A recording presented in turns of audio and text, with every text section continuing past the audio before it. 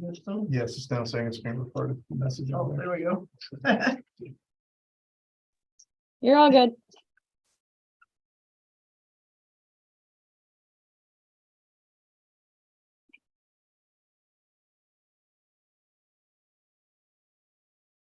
All right.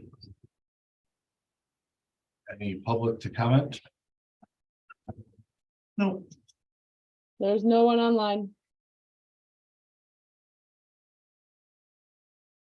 Minutes from February? I propose we accept the meeting minutes from February. I'll second.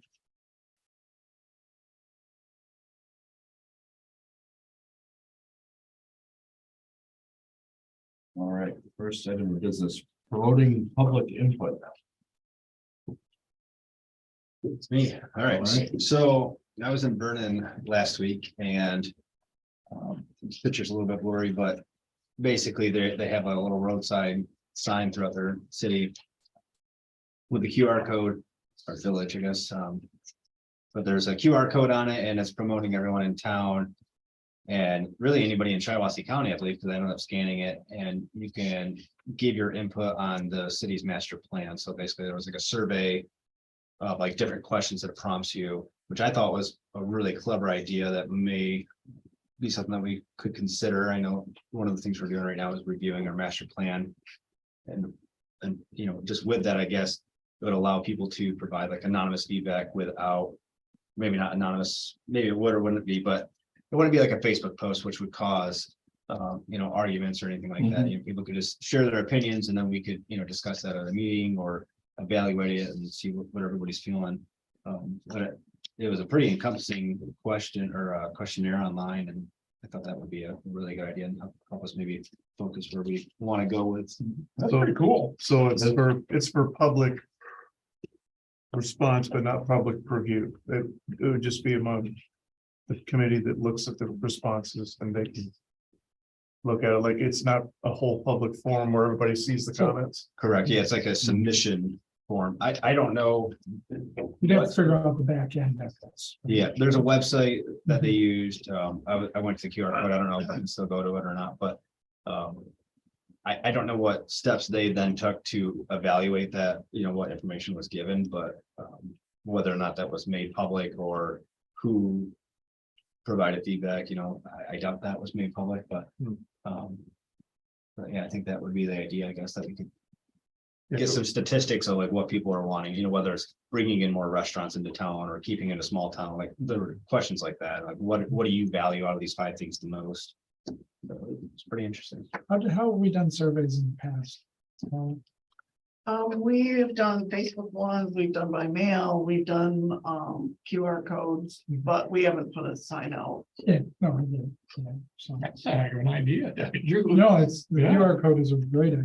Yeah. But you need Yeah, to that's have some kind of a survey tool behind it. Absolutely, yeah, and the QR code takes you specifically right Takes to you right to. that, or you can then submit. We've used Survey Monkey and that's probably the Yeah. same I was situation. gonna suggest Survey Monkey because our And that's what church we- group has used yeah. it numerous times. Survey When I Monkey. scanned this, I was anticipating that it would be that. It wasn't, but it was. But yeah, it was something very- It was similar. very similar. Yeah. And I've used Survey Monkey before. Yeah, I think that's the only thing we've used recently is the Survey Monkey.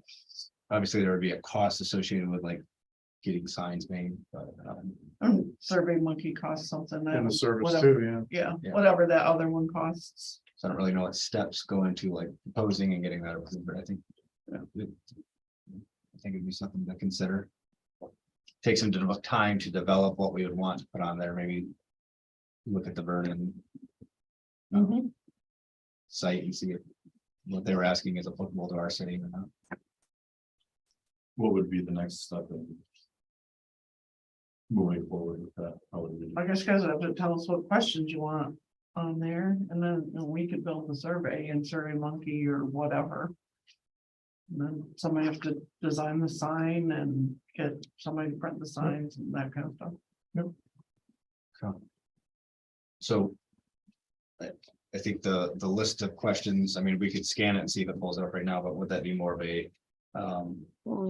Like next month, I come with a full list of all the questions and see, like propose the questions, I guess, and see if there's, Yeah, or do we want to take the time to go through all that? tonight. It seems like it might be better to wait, but That's up to you guys. Yeah, so I would say even go so far as if you want to get a group together, a couple people to start helping develop questions. Oh, we didn't. You did. I know. And once we set up, Welcome to the master plan homepage. right, but that's what I mean, like, you know, like people are like, oh, yeah, no, we don't do that. And I'm It like, is a master plan. the people that did, Yeah, they're like, just just steal don't, why wouldn't you? yeah, I mean, there's a lot of really. Change good Change the questions. words a little bit, so we Change the don't word, get yeah. charged plagiarism. Like, why do you- why would I you just so do we don't that? have that. Everybody to be able to, yeah, it's just one thing you can. I'm sure you can. Did the main I just idea. did. You can watch it. Yeah, I you know. just, this is a little bit on there. No, mine worked. Oh, okay, I guess I don't have my phone on me, so I don't have to worry. Yeah. There you go. Yeah. But I mean, we don't have to reinvent the wheel. If you like their questions, then you like their questions. If you want to add some specific ones, you know. Or even simplify it, so it's not a like a 20-30 minute survey. Yeah, It could be, it's better, shorter works so much better. it actually doesn't, if you guys want to scan it and take 10 minutes to look at it, there's only like 15 questions on it. Yeah, well, that's not bad then. Just scrolling through it quick. I don't know. It's a good way to get ideas quick. So if we're, on the right page, with everybody. You guys want to go through them? If so, I can. No, let's do it off. Let's, yeah. No, it's almost here. We have to redo everything. Oh, you gotta start all over again. Oh. I like that, so can we put this on for next month to try to put the survey together? Just, can I keep that promoting public input on there? Or do you want me to do you want me to change it or I think, just move that back to the agenda next month? I think so. Hey, I have an idea. And what we just went over is that, I was in Vernon the other day, there's roadside signs, basically you scan it and it takes you to a website to provide, the city can provide feedback on it. Right, all the old people won't be doing, the young people will be us. Some might though, like It's a- my dad, old school, and he's starting to do that stuff. Your dad's not old. He's old school. Yeah, but he's not old. He's So I 70 would this say year. young. I would be thinking about how many signs we think we need. Yeah. How many colors on the sign? So we can then start getting prices for the sign. So, The duration that we want it to Yep. be up for. Yep. You can ask him. And the big question, what were you doing in Vernon? It was work related. Oh, okay. All right, any more comments on promoting public input? Perfect. On to review of 504 East Grand River duplex project. Heard on this in a while. Right? So I gave you guys a little map, Mhm. to show you, this is the site plan that was approved by the planning commission a few years back. Probably 2 years ago now. Wow. Anyways, he withdrew this, but this plan was approved, but he withdrew like he wasn't gonna do 5 or 6 apartments anymore because we required him to pave the back. Mhm. And he didn't want to have to pave that back lot. So he spent the last couple of years remodeling the church and it's now 2, so it's a duplex. Okay. And a duplex, because we did rezone this, is allowed by right, and so he doesn't really need a special land use anymore. But we did, I just want everybody to know that, this is what happened here, is that, it's not gonna do this, because he did revoke that. But we have approved, he's got a building permit, it's all approved, he's got certificate of occupancy. And so we just gave him administrative approval. Okay.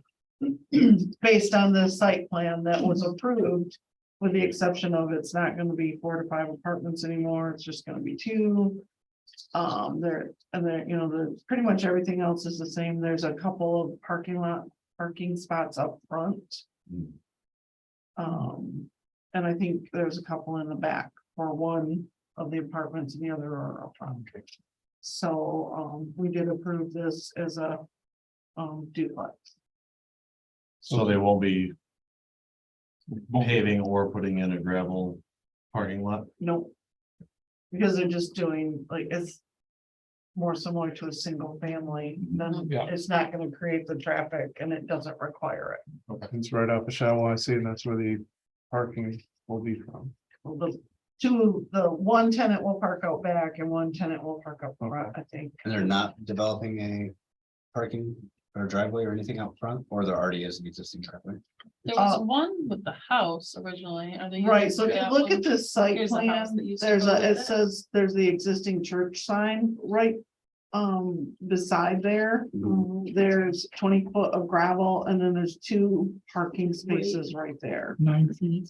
Right, yeah, 9 foot wide each, yeah, I see that. Now, originally, the planning I did my- commission did approve this. You know, but I think in the future, we might want to think about all the kids walking there. And all these cars backing out of there, Cross traffic, and but Especially with the school being, it was approved by you guys previously. how many so- blocks is it away from the school? if you turn down Shiawassee. Barely a this is- block. This is the exit, Yeah, For it's the like kitty school. corner. Oh, that is the school? like the school is this empty spot, the bottom left, Okay, okay. So I guess I don't remember like the parking lots like approving here. any of the parking. Yeah, Well, we approved the site plan as long as this back piece was gonna be paved. Right. And then he withdrew.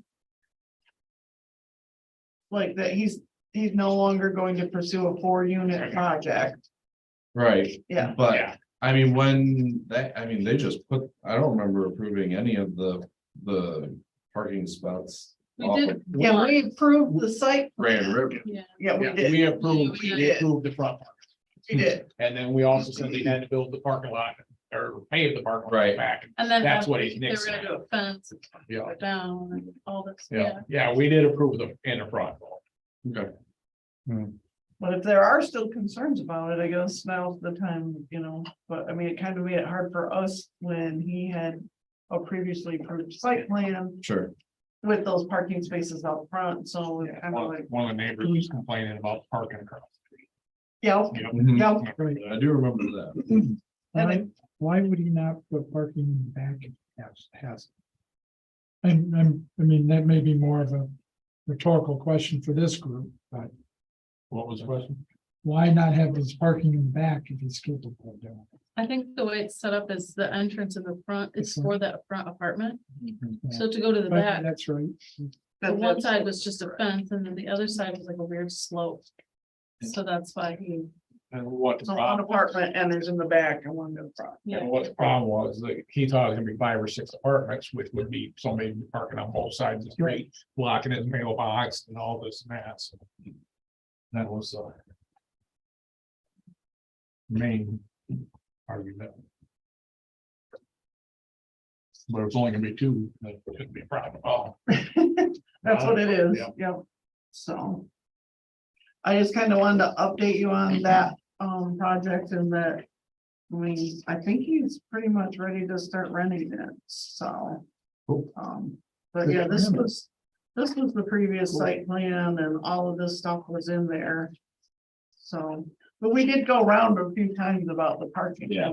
And this was approved with that. But you said that there was nothing he didn't really need to get approval for this. he did. Well, I think we would have had to previously, we didn't already approve that parking, we would have had to approve Okay. that on Grand River like that. Okay. So, so he doesn't have any tenants in there right now. I don't believe so.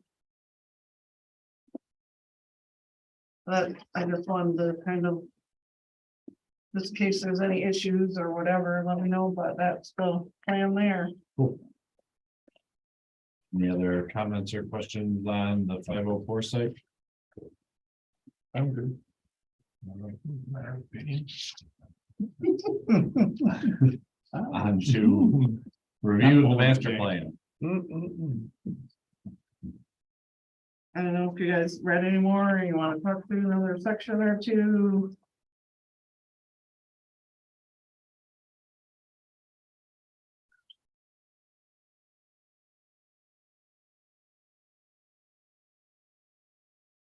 I did not read it. Neither did I. No, I didn't get it. Nor do I have it. with me. None of us did our homework correctly. Full disclosure. But we just, Just well, took I one mean, you person. guys, on here, so Yeah. it'll be on there until, you Till know, we get through it. okay.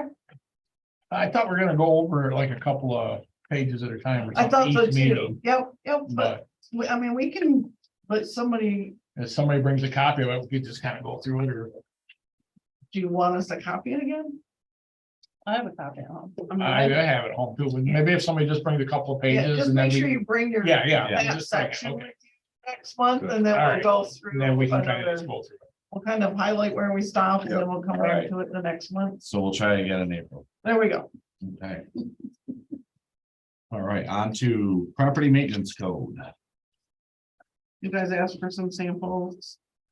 We were able to find some. I guess my suggestion would be just kind of. I mean, we can talk through this, but there's a lot of reading here, so maybe just digest it a little bit and then let us know.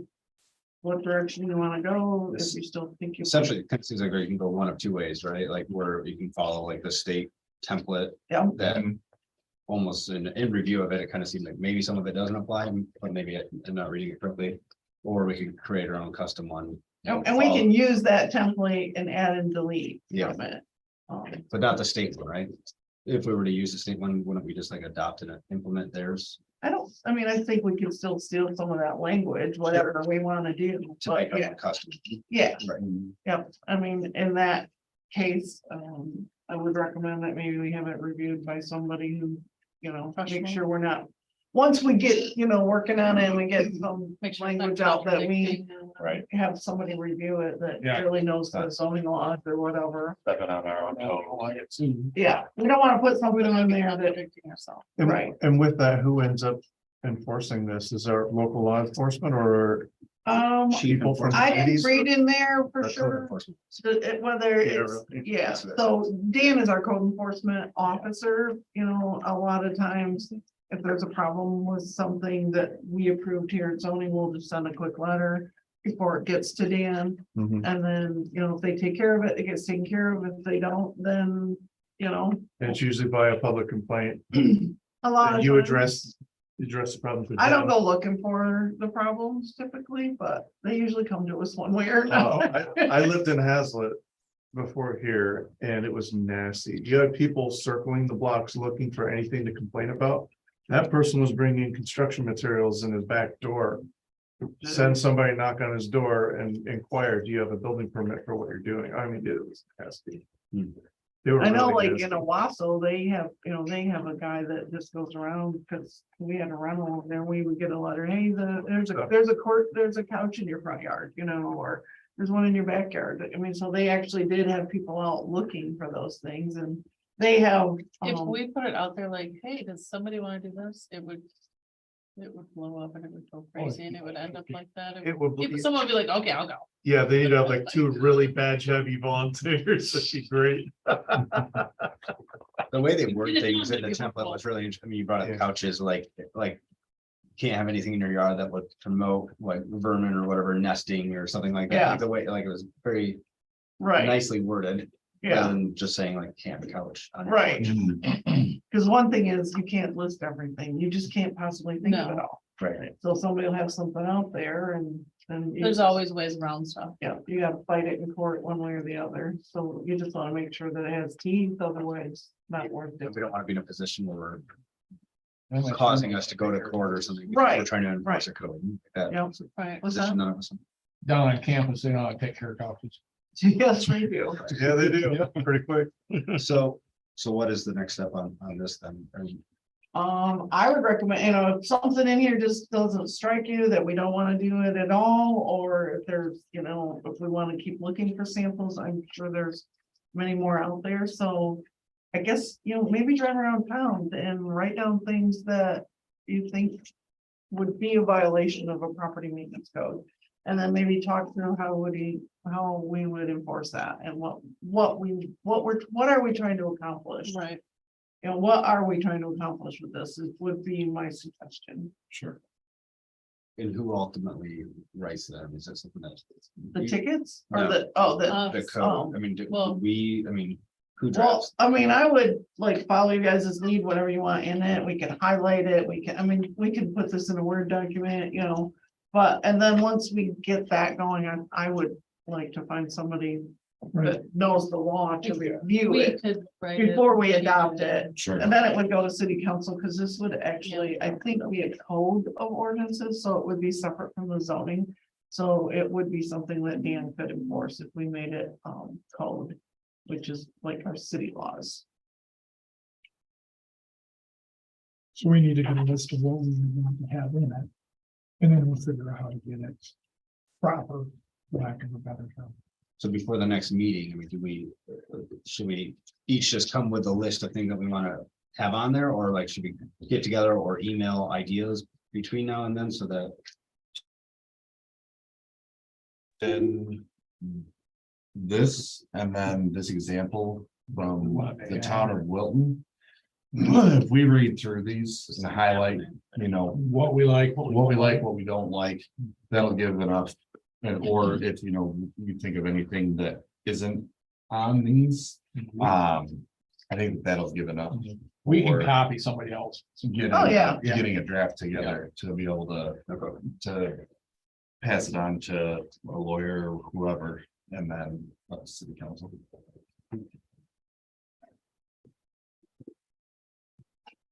It could be Somebody join us. 6 months to a year to get this adopted, and I mean, it's not something that's gonna happen. Well, It's gotta be done before Easter. And maybe the public input would be some good feedback on Yeah. what people like to see in the maintenance code, you know? Or maybe a stir pot we don't want to stir, I don't know. It definitely will do that. we but could have put that question from the. Sometimes you gotta stir Right. things Yeah, to, that could be part of the planning thing. I mean, I guess I would just make sure you know what you're trying to accomplish, you know what I mean? Sure. Like, if people have flower beds that they use tires to make flower beds out of, we're not trying to get rid of those. Do you know what I mean? But if you got tires in your yard, we're trying to get rid of it. So, like, we had that big event with the bathtub, these people had that big bathtub planter in their yard. No, I mean, it was a problem, right? It wasn't a problem to most of us, but we were trying to make one person clean up junk in their yard. So we called it, and they would fight back with, well, these people have bathtubs in their yard. Well, the bathtubs were clearly decorative and well. Yeah, maintained and they were painted, beautiful, actually. You know, and so that was. I guess that's, if I could use that as a simple example that's really complicated, actually, Right. you know what I mean? You want to be careful that you're not writing something in here that makes it A, hard to enforce, and B, creates another problem. Sure. So I guess I would just, Your tire example is a good one, that somebody may use tires very effectively, and very nicely to do a planter or something. But if you have an ordinance that says, I don't want you don't have tires laying around. Yeah, I mean, so your example was very good about that, so. right, so I mean, I just want you to think about what you're trying to accomplish, so that we don't end up being heavy with the stick. You know what I mean? Yep. And I don't know if we want to end up like Hasbro. Although, We have if we were, then. Be I'll be the one for here. Put stickers on all the cars in people's front yards. Violation. Start HOA. All right, so well, and I would say this is gonna take, like Paula said, a year.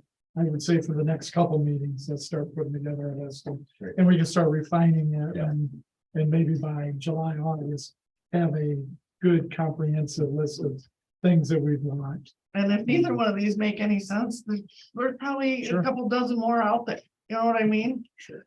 I Yeah, think, I thought the examples were great. okay, so. Then we can check neighboring, towns, but I mean, we tried to look for towns that were our size or whatever, so. I mean, we can go like Frankenmuth style and we gotta make it all nice. Big bucks. The varying thing downtown. I drove through there a few times lately. It's so pretty, but they are so strict, Yeah. so strict. But it's beautiful. It is. Right, that'll be nice.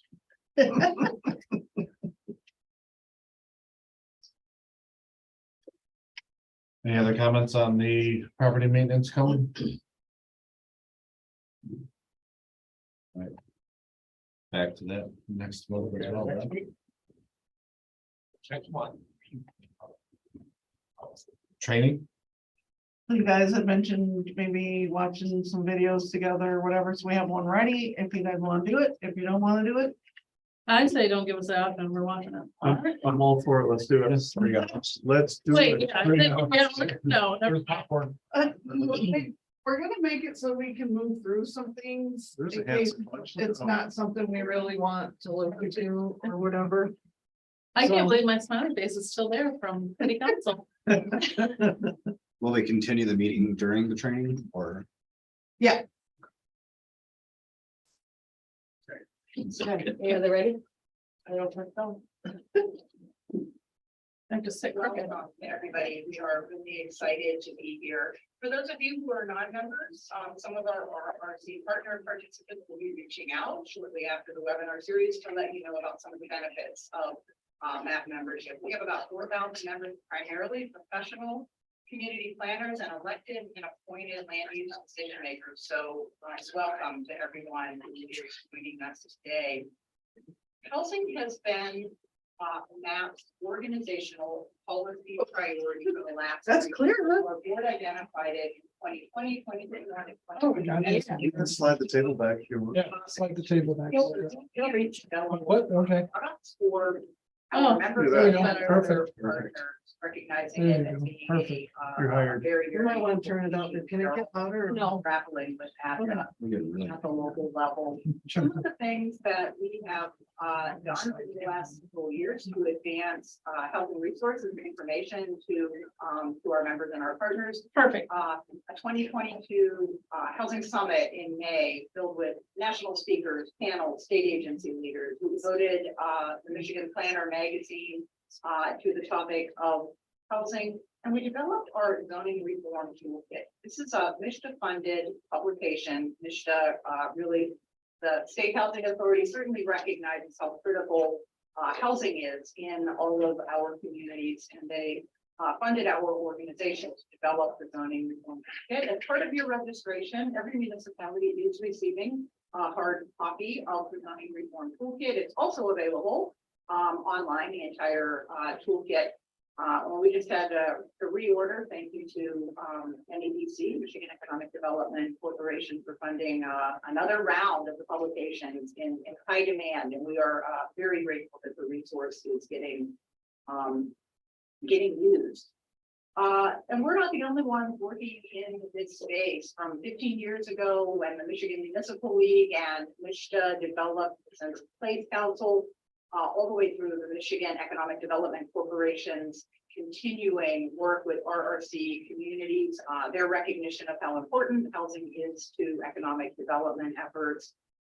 MISTA's adoption and creation and adoption of the statewide, the 5-year statewide housing plan just in 2022, their first ever. The Housing Michigan Coalition, who is moving legislative 2022 5 bills went through the legislature. Governor signed them, and they're looking for new ideas for this year as well. So we're really excited to be part of that coalition. MML and CNU have their own zoning reform project and a pattern book. So many more state agencies, organizations, a lot going on in this space. We all recognize the critical juncture that we are at. So again, many thanks to MISTA for funding the development of the zoning reform toolkit, and the Michigan Economic Development Corporation, who has underwritten the creation of 2 of the webinars that are being offered in this 4-part series. So thanks to both of those state agencies for their continued commitment to quality community planning and zoning in Michigan. So this is part 2. We have part 3, stand by your plan, and on February 1st next week and February 8th, accessory dwelling units. Do read your confirmation. We have a little bit of homework before some of the workshops. Again, all of the workshops are being recorded. So if you want to revisit, or if you're unable to view them live, you'll have that opportunity. And if you're liking what you're learning here, please share this learning opportunity with your network. Registration is open because they're recorded. Folks can listen to this long into the future. Zoom tips for this webinar. If you have technical issues, pop your note in the chat box, call the office. We have staff here today, or email us at the info@planning email located here on this slide. And if you have a question for the instructor, we will have time at the end for Q&A. Put those in the chat box and we will manage those at the end of the workshop. So, zoning reform in Michigan, we're going to dig right down into it. Again, I'm Andrea Brown, Executive Director here at MAP. Suzanne Schultz and I are sharing the podium today, with Suzanne doing the heavy lifting on the 15 tools. Suzanne is an FAIC planner currently with Progressive AE. Formerly, she was the planning director for the city of Grand Rapids for some 20 years, where she implemented a lot of really amazing zoning reforms and regulatory changes, as well as process changes. And she and her firm were hired to develop this zoning reform toolkit. So thank you, Suzanne, for joining us again. So framing the problem, I'm just going to provide a little bit of contextual background information on the state of housing in Michigan before turning it over to Suzanne to get into the details of the 15 tools that are highlighted in the zoning reform toolkit. So the problem, we're going to dive right in. We have a construction problem, housing construction problem. Construction rates have not returned to pre-Great Recession levels. So we have not been building nearly enough housing. We had home builders who left the profession, moved south, or really just closed their businesses in those in the ensuing years after the 2006 recession, which just left us with nobody building homes. Another part of the problem is our stagnant population. The 2020 census showed a very small population increase in Michigan overall, but the households are projected, the number of households are projected to increase by 2030. And then looking at the construction rate slowdowns, we didn't build nationally some 5.5 million housing units between 1970 and 2000. So there is just a lot of pent up demand for housing. Not enough of it was being built over many decades.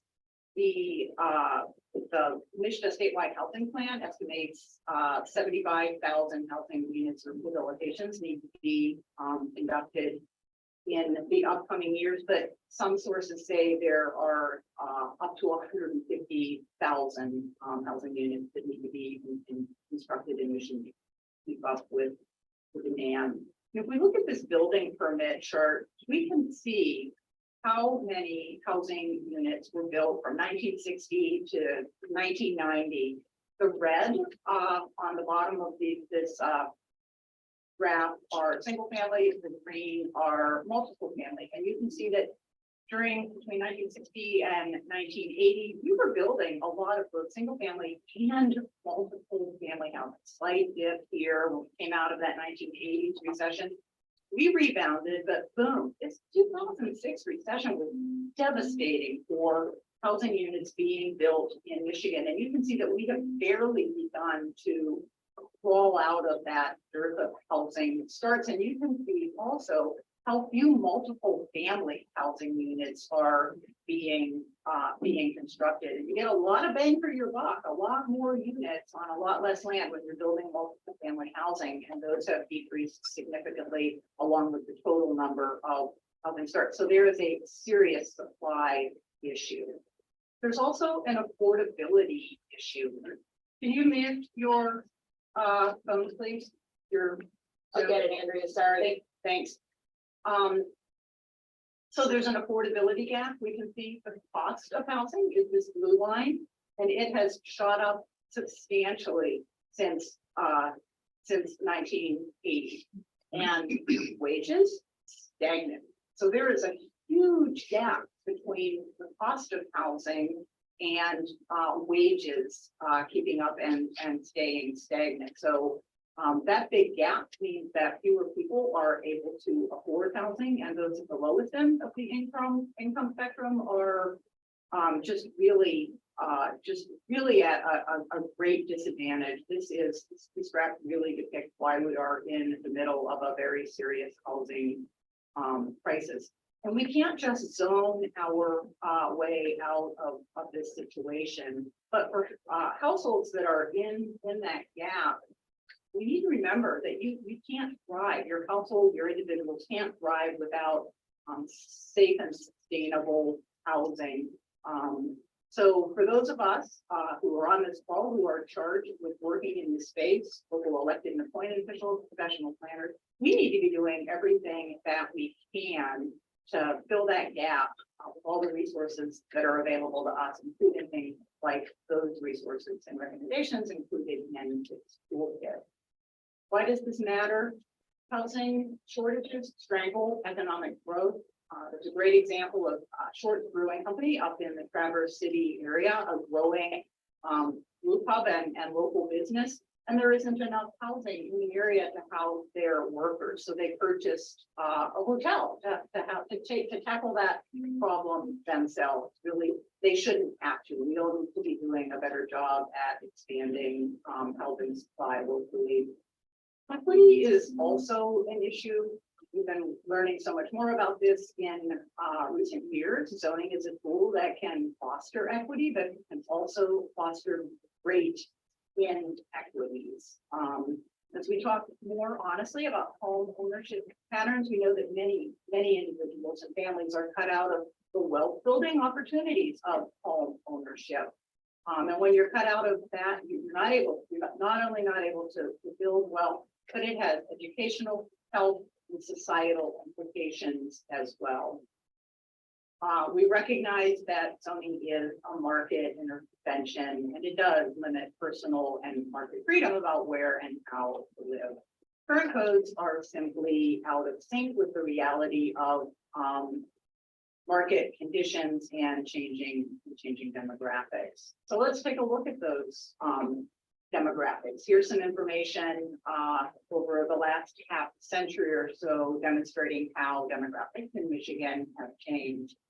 Most of the housing stock in the United States was built in the 1950s for families with children post World War II and subsidized by the federal government.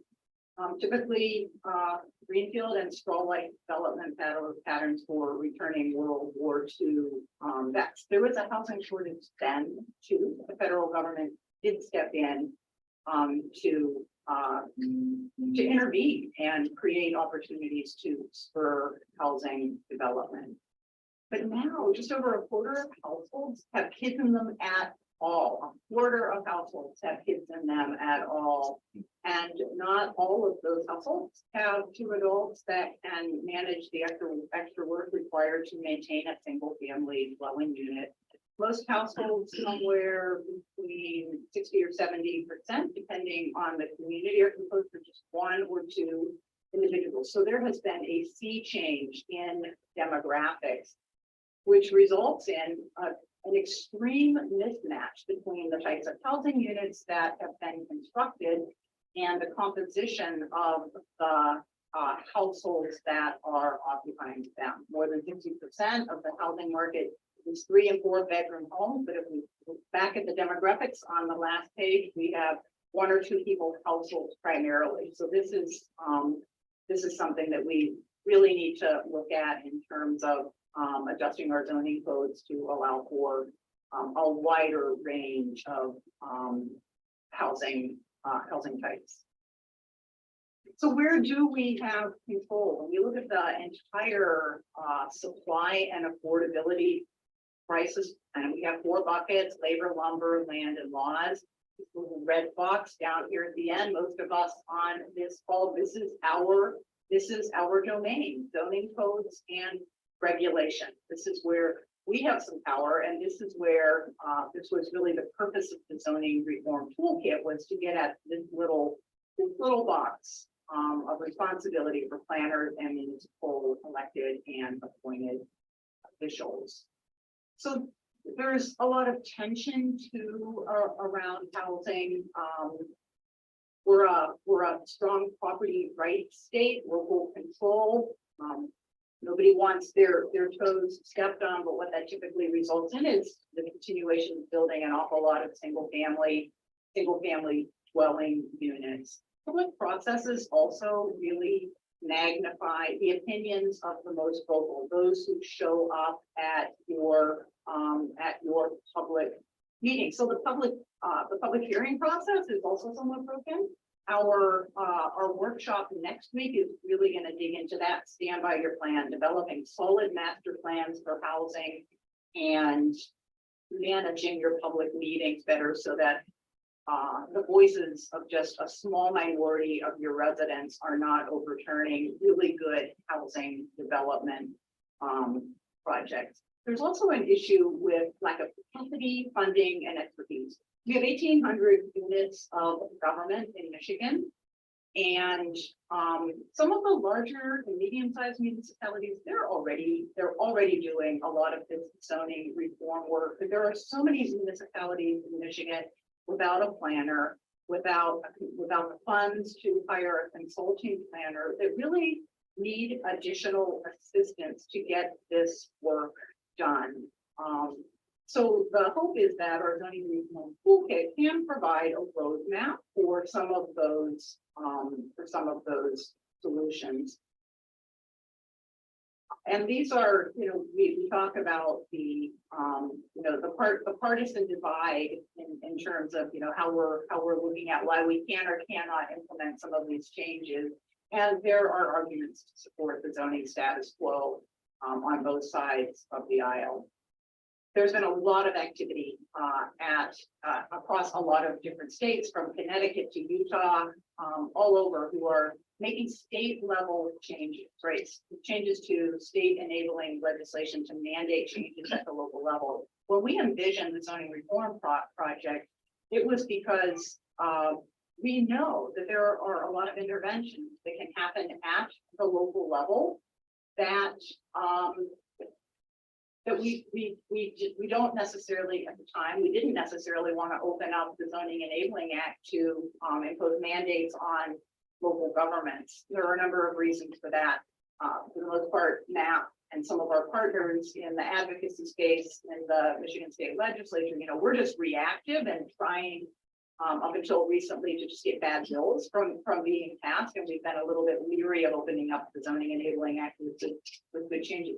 We're a bit heartened with the recent change in the state legislature. There is now a Senate housing committee. There hasn't been a housing committee maybe ever. So we are thrilled about that. That really tells us that the current legislature may be a lot more open to accommodating the kinds of bills that MAP and our partners really would be interested in advancing. We also have to work with a wide variety of stakeholders on legislative changes, and that can be kind of tricky, but not impossible. But MAP and MML and MPA, the home builders and the builders, we need to negotiate on some bills and come to agreeable to all of us bills that we hope to get through. But the bottom line is local government at this point has a lot of flexibility to adapt to local supply issues, and that again is the focus of the zoning reform toolkit. And as I mentioned, many of you are already doing this work, and we're hoping that the zoning reform toolkit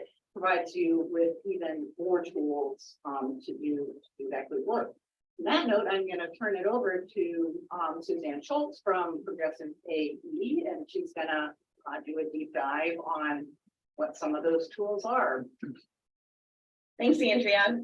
Thank you for the overview too. It's always a good reminder to hear the why, because you hear construction slowing down again because interest rates are rising, and that need is still there. You read today's paper, they were talking about how more than ever, renters are now spending more than 30% of their income on housing, which means they're housing burdened. And so that escalation in pricing especially is just widening the gulf between the ability to be successful and to be able to thrive, to be able to choose where people want to live and where their kids get educated from. And so there's just a lot of issues, as we know from the systems perspective, that housing affects. So the toolkit, as was mentioned, is really intended for municipal professionals, planning professionals, consultants, and appointed officials, people who are in this space already. So in the toolkit, for example, you don't see a whole explanation of, you know, the legacy of the system and how we've gotten here. There's certainly great resources like The Color of Law by Richard Rothstein to go to. So we also have those resources identified on the website. And so it does assume that you have some basic knowledge when we're talking about housing. So and zoning certainly, and that you're kind of familiar with where you can find those data sources. The toolkit does include some recommendations for data and where to find them if you're kind of looking for more ideas. One of the things that we wanted to include in the toolbook was really how to talk about housing and the language and framing of housing discussions that we have. And thinking about everything from, do we talk about single family detached houses or single detached units?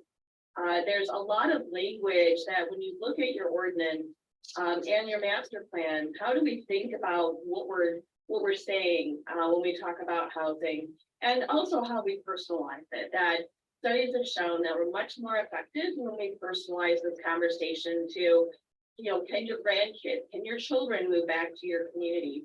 Where is your mother going to live? Does she have to move out of her neighborhood to be able to continue on her, you know, for her life cycle?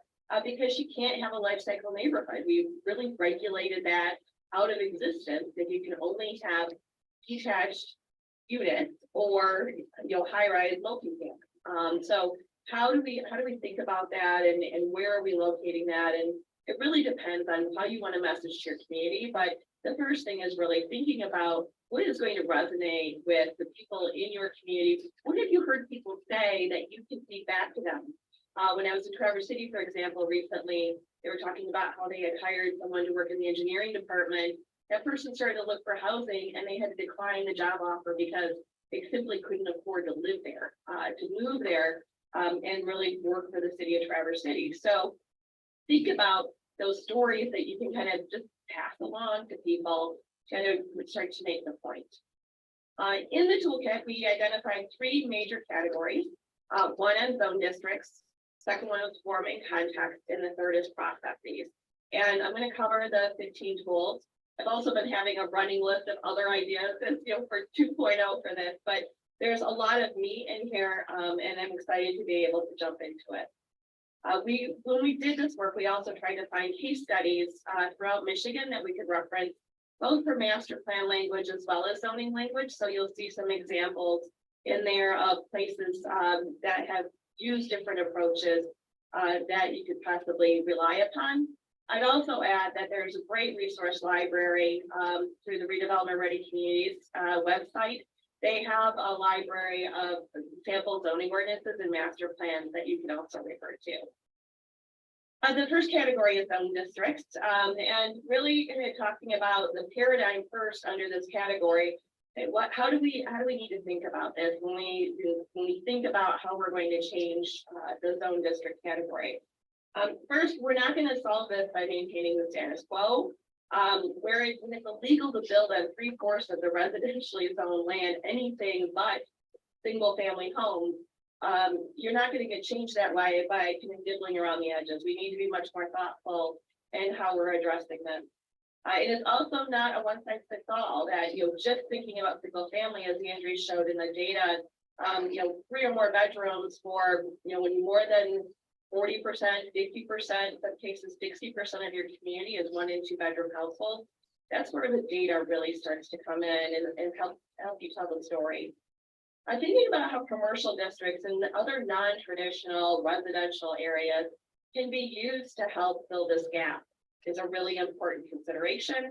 And really thinking about how you think about your part in doing it. If every community said, well, we'll let the city, if you're a township, you know, I've heard that a couple of times, we'll let the city figure it out. Well, it's really housing as a regional system. People don't just live in your community, work in your community, recreate in your community. They're recreating in other communities and going to school in other places, and their job is someplace else usually. So there's a whole system and a whole region that we have to think about So leaving the job to somebody else really isn't realistic. And also thinking about how the zone districts or zoning itself isn't the cure-all for this. We don't have to rely on zoning to do all the heavy lifting, and there's some other approaches we can think about. The first tool is really thinking about how to collapse zone districts. One of my favorite examples is if somebody could tell me what zone district they have strip malls in and what zone district you have your standalone commercial storefronts in. So I'm assuming that's what your C1 and C2 zone districts are like. Or do you just have your C1 or C2 zone district and you can allow any type of commercial building in it? So my point in saying this is we have these antiquated ways of thinking of R1, R2, R3. Those are all residential uses that you're regulating in that zone district.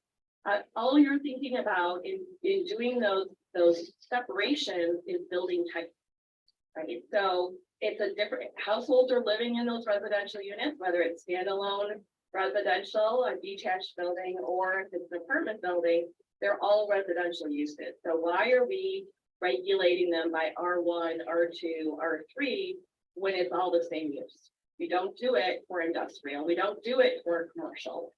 So really thinking about how you collapse those zone districts into the use mixed density, low density. You could describe it in different ways, but thinking about that range of housing types that you're putting into that zone district, you may regulate it with some nuances, but think about collapsing those zone districts because just trying to regulate by type of construction or housing type using those zoning classifications is really not congruent with the way you regulate other things in the zoning ordinance. And so kind of thinking about that, the rezoning for mixed use in multifamily and commercial zone districts, look at broadening where allowable uses. Certainly mixed use zone districts are the big thing, that you can now allow. This is especially important after we think about how do you do recovery after COVID, how we think about those vacant retail spaces as we're seeing more online purchases. Just retail in general has shifted a lot in the past 20 years. There's first tier suburbs, there are their shopping mall opened 50 years ago and closed 20 years ago. And for now over 2 decades, some of those malls are sitting vacant, and that was the prime commercial area at one point. How do we think about integrating residential into these areas in different ways? And it's also the low-hanging fruit, right? That many places, if you're talking about inserting new residential in existing residential areas, you're likely to be met with opposition. But if you're putting new residential in formerly commercial and tired areas, no one's really going to complain. So this is really kind of a low-hanging fruit, one of the easy button things to think about. Expanding allowable uses, this is related to collapsing the zone districts, but thinking about how you're going to allow, if we're calling housing types uses, right? So that's kind of the paradigm shift is how are we thinking about housing types versus uses of land? And in this case, you could have some nuances. So if, for example, you have a low density residential zone district, you could have your detached single unit as by right, and you could allow townhouses by right, and then you could look at maybe small apartment buildings as a special land use, still allowed in that same zone district. That starts to make the process a little bit easier to get some different housing types, to allow some of that general density to happen without having to take it to the full rezoning, to that level, or a variance to that level, like you do in many cases today. And thinking about performance standards for uses, when we look at mixed use districts in particular, think about how we're looking at those performance standards, or even for multifamily, how are we thinking about where the parking goes? How are we looking at how those uses interact with other uses? So for example, 24-hour operations, outdoor sales, how do we make sure that things are being sensitively responsive to one another to limit the number of uses that we see or hear to increase that compatibility without completely banning the uses? It's really hard to say, especially if you kind of do enforcement that one time, to say that it's never going to happen again, right? So how do we think about putting performance measures in place that can help smooth the relationship between uses? Forming context is the next category. And for thinking about forming context, really this paradigm of reducing lot width and area requirements for housing affordability, right? A simple, really simple fix. I'll talk about that more in a little bit in a bit. Size doesn't matter. Why do we care about size? It's not the responsibility of government to make sure everybody has free and convenient parking. But another twist, some people think, oh, we've got to make sure we're providing for everybody. Maybe we've been too over accommodating or regulating too much in the zoning ordinance, and we need to think about really what's our role as in local government with zoning, and what needs to be the burden of the developer to really figure it out. Thinking about how we're going to provide this range of housing types, again, you need to look at missing middle and really think of it as a necessary thing that you need to be moving towards. Design is more important than density. Whatever in the box is in the box, doesn't matter how many units. And looking at how you expand housing types as a way to expand choice and opportunity. So Andrea mentioned kind of that red versus blue, kind of there's different messages for different places.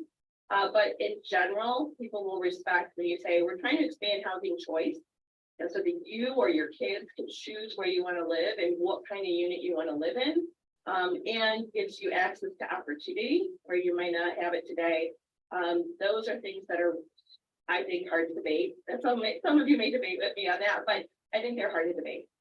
The first tool underneath this section is reducing minimum lot width and area requirement. The cost to build a house is the cost to build a house. It takes the same labor, it takes the same lumber. It takes all of those things that go into the creation of a house. So if you're building a 1,200 square foot house, you can put it on 2 acres of land. You can put it on a half acre of land. You can put it on a quarter acre of land. The big variable in the price that you're going to pay is the land, because actually building the structure is the same amount no matter which lot you put it on. So really thinking about how your, what's the significance of your lot area, lot width requirements? What are they trying to achieve? And are you being a responsible steward, not just when we talk about housing stock, but of your infrastructure? Each community, or in some cases, road commission, utilities, you're paying on a linear foot for that road, for that water and sewer to be run.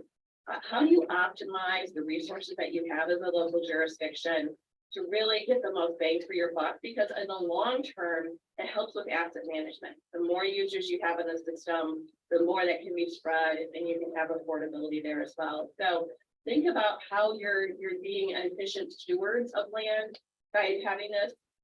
If you have utilities and you have a 2 acre minimum lot size, why? Like, what is the point of doing that 2 acre minimum lot size? Because if you don't need water, you don't need septic.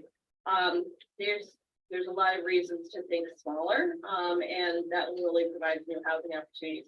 It's not dramatic, but there's been studies that have shown that if we could just double just the number of housing opportunities we have, not like quintuple or 100 times over, these little small differences, just a lot with an area requirements, can start to make a significant difference in regional housing supply by looking at these numbers. Reducing or eliminating the minimum dwelling size is another area that we can reduce costs. There's really no reason for the zoning ordinance to be regulating the size of a house. The building code addresses this to prevent over occupancy for public health, safety, and welfare. And the zoning, if the building code's already doing that, and the building code official is responsible for looking at that, why do we need to have it in zoning at all? And so really let the market drive the demand for the types and sizes of houses that you're going to construct. And let the building code do that lifting for you. It's really not necessary to have it in the zoning ordinance. Parking minimums, everybody's heard, I think, a lot about this, but reducing or eliminating parking minimums is one of those areas. Again, I think it's low hanging fruit. If you're uncomfortable eliminating them altogether, think about having them. In Grand Rapids, for example, the zoning requirements for commercial uses used to be 5 spaces per 1,000 square feet. We halved it to 2.5. And in more auto-oriented places, I think it was 3 1/3. Meyer even developed at 3 1/3 per acre for their parking spaces. So it's not a golden rule you must have, or else the world will end. These numbers, when you think about how much parking takes in land area, it's pretty phenomenal. The rule of thumb is 300 square feet per car space, if you're taking into account your drive aisle and the parking space itself. So if you're trying to calculate about how much parking is on a site, divided by 300, and I'll give you the number of parking spaces. So if I'm developing a 1,200 square foot single story house, that's the equivalent of 4 parking spaces, right? So if you're thinking about that, like that was just a single family example, but if you're developing a micro unit and it's 600 square feet, that's 2 parking spaces. So think about how much land you're dedicating to parking, how much it's really going to be used. And the reverse says how much benefit you can get by having additional housing units. Missing middle housing, the toolkit does not go way into depth on missing middle because there's a lot of great information out there about missing middle. It's a whole thing onto itself that there's even a missing middle website that has really great examples and gives some templates to look at. Probably one of the more interesting areas though that we emphasize in the toolkit is accessory dwelling unit. And that's because there's places like California now that are mandating every local jurisdiction has to allow ADUs. So ADUs are known as granny flats or Fonzie flats if you're in Australia. But the idea is that you should be allowed to do these anywhere, and there's different templates for doing that. There's pattern books where some jurisdictions already have them developed and say, if you build this, we'll just sign off on your building permit. There's some where they can provide some general guidance and have a select group of architects that they work with. So it really depends on the community and their approaches, but there's multiple different approaches that you can find out there to allow for missing middle, but then also just thinking about how you talk about it. So we tend to think of there's single family, right? That language again, and there's multifamily. But really what we're missing in those conversations, talking about the other housing types, the missing ones, right? So talking about, well, we want to allow a variety of different housing types, including duplexes, triplexes, fourplexes, courtyard buildings, cottage court. It really starts to give the community a sense that there's more out there than just one or the other. There's this range in here of housing types that we should be discussing. Density and height bonuses are another way to think about how do you get more units. This one is an interesting one. We even debated it with the toolkit about whether or not we use it because it does really emphasize kind of carrots and sticks, right? We were trying to get something and you get the carrot if you give it to us. And if you don't, well, then you're stuck with whatever we've given you as the base. You can't get those other things. You can't get that additional density. In working with these over the years, there's really 2 different funding models that you really see between nonprofit housing developers who are accessing LIHTC and new market tax credits and other forms of financing, and you have market rate housing developers. Having one incentive program or bonus or height density program for both, that's supposed to meet both of their needs, does not work. And so we really encourage if you're going to go this route and try to incentivize, you can get additional height or additional density by providing, more, affordable units, for example, the typical one, then you need to have it targeted for certain purposes for either the market rate housing developer or the affordable housing developer, because they're going to be looking for different things that they can get out of it for that incentive. So working with your local developers and nonprofits really can help you find the right language, because oftentimes these are created, but they're not well used in a community because they're not quite hitting all the high points that we need to. So if you're going to do this, they can work, but think about what you're incentivizing and what you're trying to achieve. Or is it better just to allow that height, just allow it by right rather than debating and nickel and diming it? So this is a tool, and it's a good way even to kind of step into those changes. So if you're looking at that and you're saying, well, we're gonna start with a bonus program, people get comfortable with the idea of being higher. And then it kind of becomes normalized, that's the number, then you can start to think about making it by right. Form and site standards, this one has been a little bit more controversial with the home builders, but I do think that form matters and what it looks like matters. Not going crazy on all the architectural elements and all of the materials and all the, everything, not micromanaging it, by having some standard expectations is not wrong. And I think bad design is really what's gotten us into a lot of the anti movement for different housing types, even if as soon as recently as the 70s, if you look at some of the housing that was built in those traditional single family Be ready neighborhoods. for a break. That's what I You'll was see Yeah. some really bad examples of duplexes and quadplexes and other things. So it does matter what it looks like, but when you think about that, think about what is the minimum that you feel is necessary to try to get the right form and try to leave the rest of it aside. Processes is the third category. I really think about, we've got That's where we're stopping. Or you can go back around the other. Oh, we're done, so. Okay. Dukes and hazard. Blinded. No, it's like- I can't stop seeing blue eyes. I know, Yeah. every time she looks up, it's like, is that? What's her name off of? Tammy Faye Baker. Yes. Yes. Yeah. That's a lot of info in a short amount of time. I mean, I think that some of it might be applicable when we start talking about, our planned unit development downtown, like, I mean, some of that stuff, resonated with me, like, if you look at the old plat map, the old lots are really tiny. Yeah. And you look at the newer ones, the lots keep getting bigger. So we effectively reduced our density by increasing our lot size. Yep. And so, people come along and they buy 2 lots and they combine them and now we have 1 house on 2 lots. Why do we want to allow that? Why do we want people to do that and to not build on both lots? Because it effectively cuts what your housing has in half.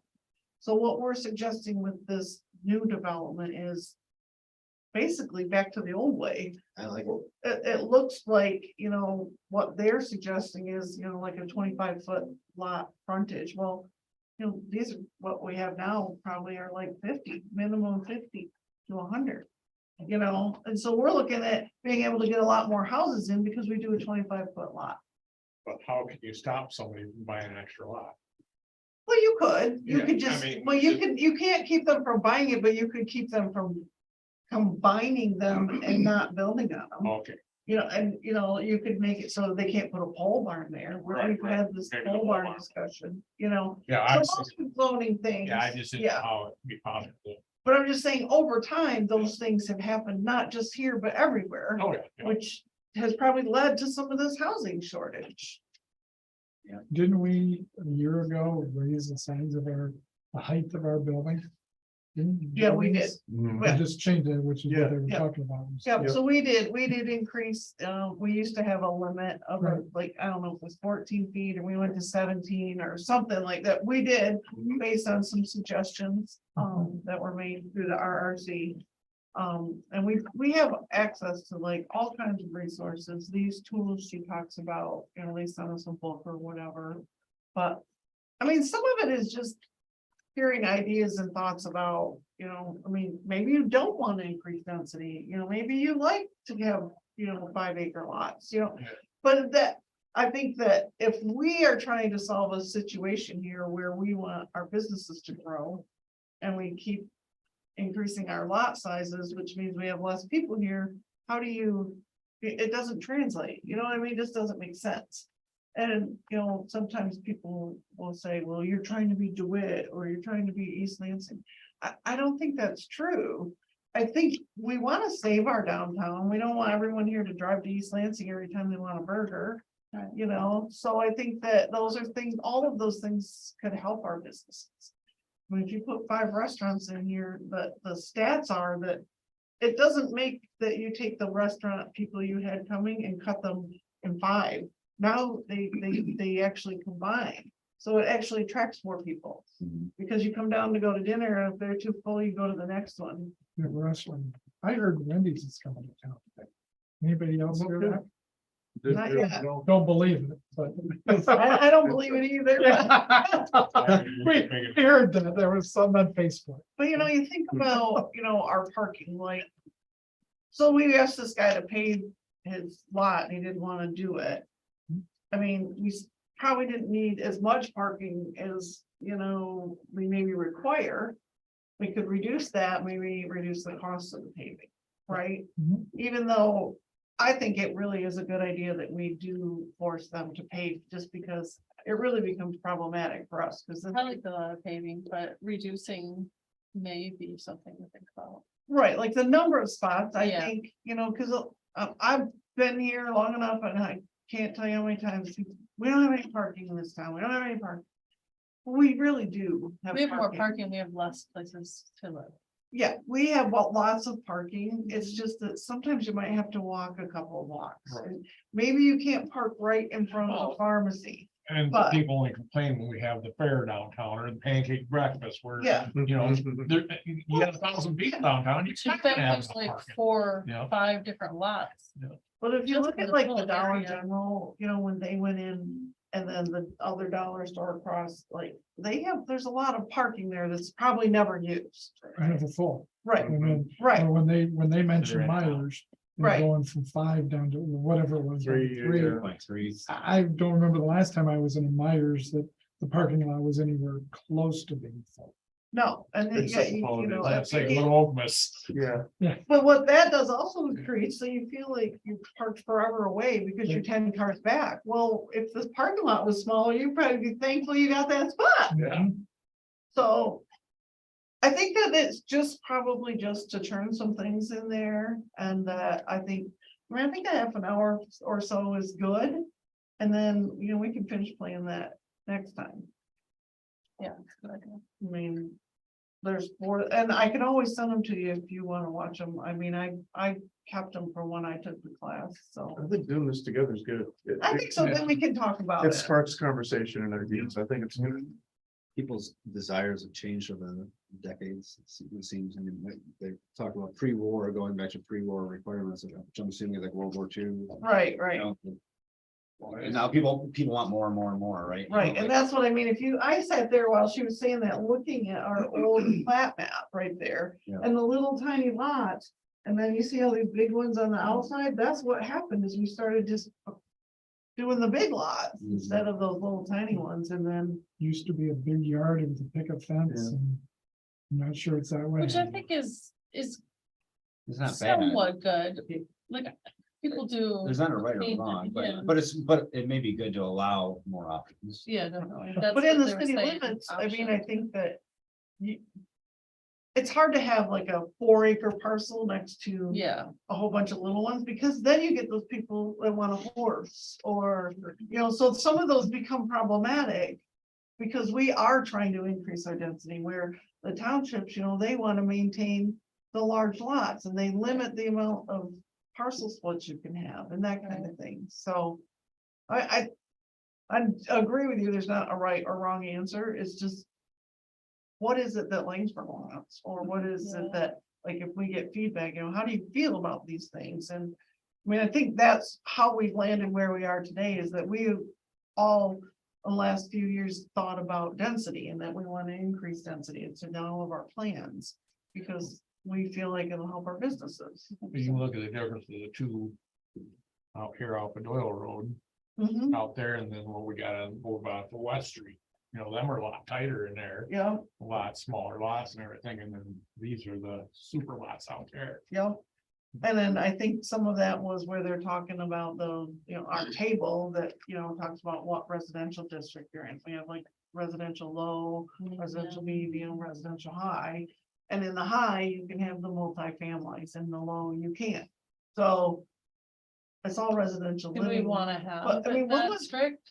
Well, right, so what was it back in the day? Like, the only thing, duplexes all had to be built in the same neighborhood? Like, you couldn't build a duplex next to. Yeah, cause I was looking at this, then, I mean, that It kind makes of went sense. through It my makes sense mind. around schools and stuff, like, we moved out of Haslett, which had a few schools in a real tight area, and all the houses were. We moved out of Haslett to here, with 2 kids and now 2 dogs, we are up on Oakland. And there's more space.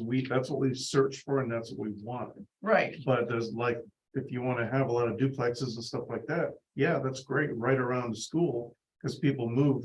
So they can go to a better school district or be right by a school, so they can say, okay, walk half a block, see ya, and have to worry about their kids.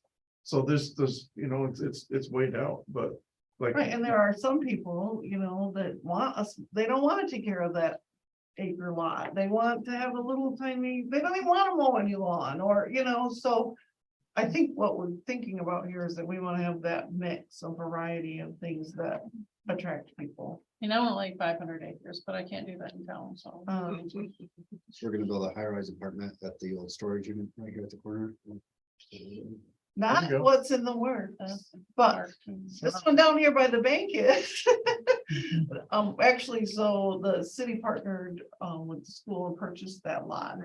And the plan, yeah, the plan is actually put in parking and improved, but, and Maybe Wi-Fi. I thought I was gonna have a site plan to bring in tonight, but they didn't have anything for me. I was curious about that. So the I was big- thinking about that when they were talking about like 300 square foot per car or whatever. I was trying to think in my head, like how big of a lot that is, like So how the- many parking spots. The big thing the school wants out of it is separating where parents stop and pick up their kids and where the buses drop off and pick up their kids. So it's gonna be, I don't know how familiar you are with the school, but you come in the front, come around, circle around, and they both merge. The buses come this side. Yep. They both merge and go out the same exit. What they're gonna do is have the buses come in, go across them. This is the last, if they change them, this was the last design, come across where that storage area is, So Woodhull, come out on Woodhull, right? Oh. So parents They would need still a come out and go the way they are. Better The traffic. buses, pattern. better traffic pattern, By So- the veterinarian. kind of right into our building. Well, in the mornings, that backs right up onto the main street, Yeah. and you're waiting for Yeah. people to crisscross, the little kids, and all, it's fine, but this, Yep. highly congested there. this section right here, I get a bus out of there. I know, right? Yeah. I hope they have some good bus I think drivers this on the should be a plan. circle. Yeah. around I did the wonder. right there. Yeah, I'm kind of The losing. rest of it would be Bus fine. driving though. I was joking about the high rise. I knew that. Yeah, no. How do we get a roundabout? You're gonna have to petition the Say that government. word. Oh my God, but we get right there, so perfect. Leonard's here? No, right here. Where there's people are coming out of the school and people are going in Oh. and people are coming out and going. You like driving a car around a roundabout, drive a school bus around. I Yeah, drove, I'm thinking of street Tanker, divided up. Not as fun. I drove the big 650 box truck and I loved it. Saw people right out of the way. That's a pretty big You roundabout. can drive a school bus and they need bus drivers. I have double roundabouts to do. Can I make a motion to adjourn the meeting? Do we have anything more? We're having so much fun. I know, Yeah. I'll second. so, quick question. No, A-frame we want We're signs- done. I know, this is not a meeting, but A-frame signs in front of the building, but if, let's say they wanted to put an A-frame out in front of the salon, is that okay? In front of where? I just use the salon as an example. There, we have a sign ordinance. So there's I like, couldn't find anything in it about an A-frame. I think there is something in there, but it's probably, it might not be specifically called an A-frame, but I think it's temporary Temporary signage. signs, okay. And I think I'll look it at is again. allowed in that district. Oh, Okay. Only the downtown. yeah, I do There think, was- but you what's the- can't block the sidewalk